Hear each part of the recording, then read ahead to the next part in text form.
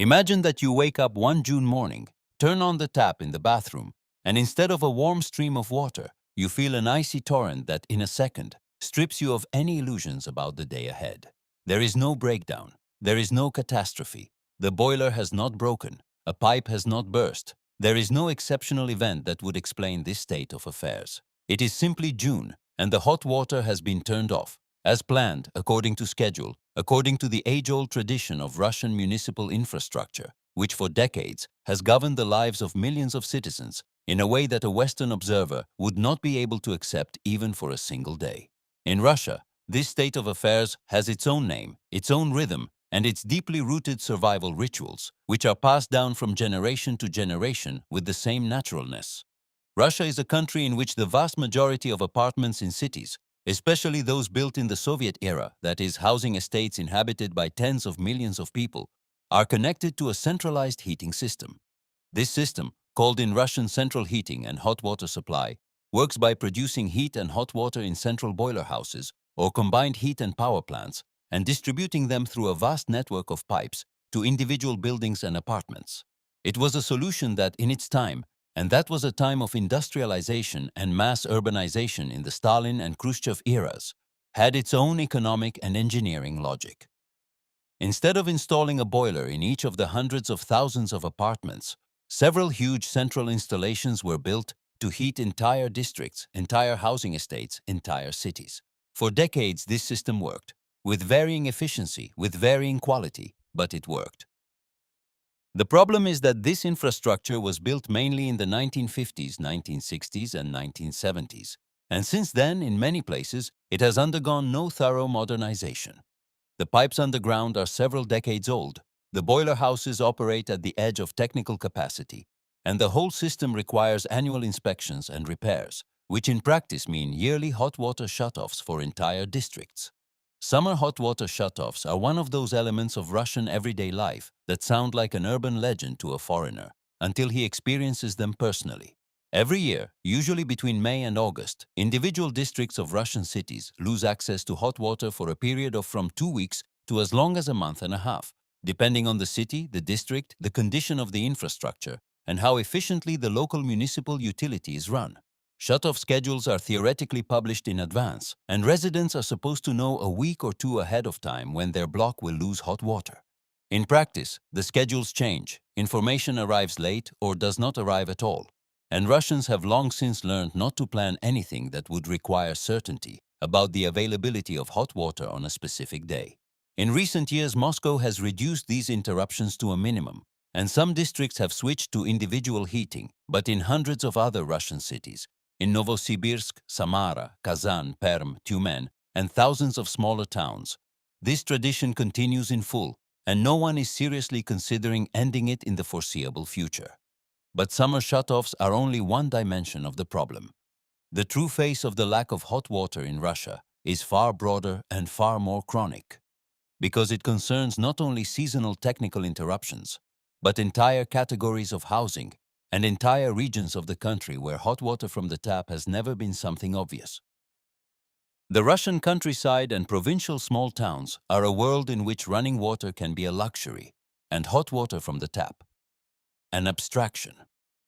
It is estimated that as many as several percent of Russian households have no access to centralized hot water at all. Not seasonally, not in emergencies, but structurally and permanently.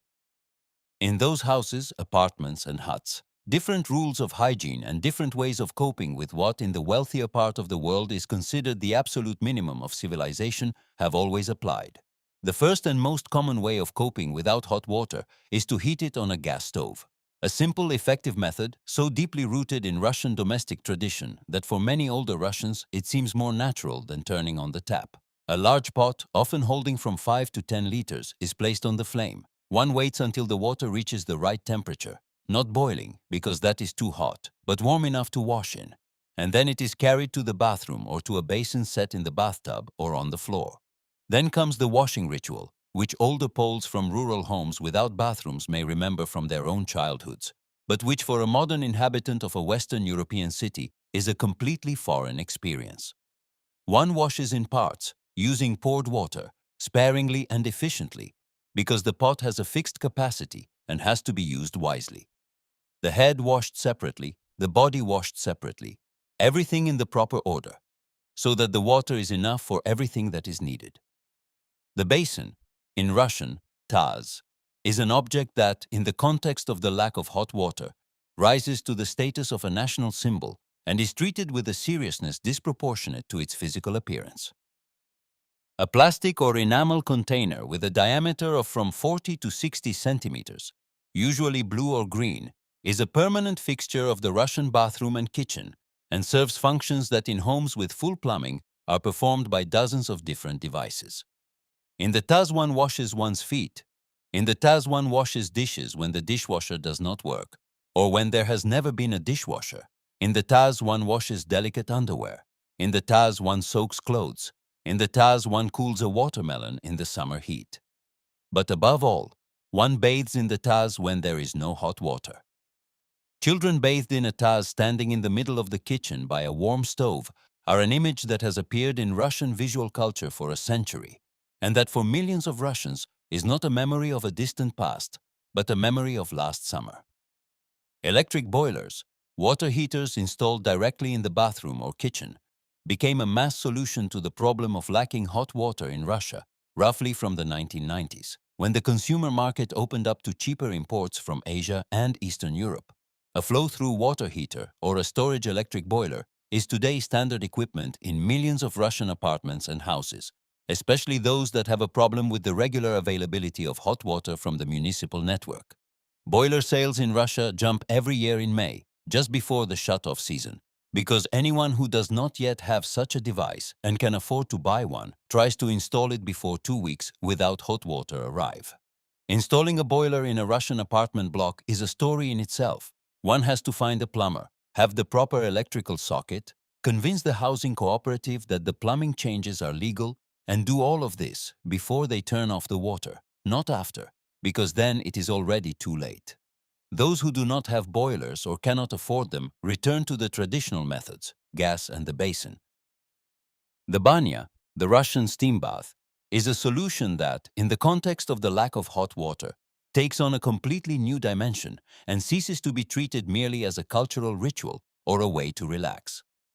In small towns and villages, the banya is often the only place where one can bathe properly, not only during shutoffs, but all year round, if the house does not have a proper bathroom.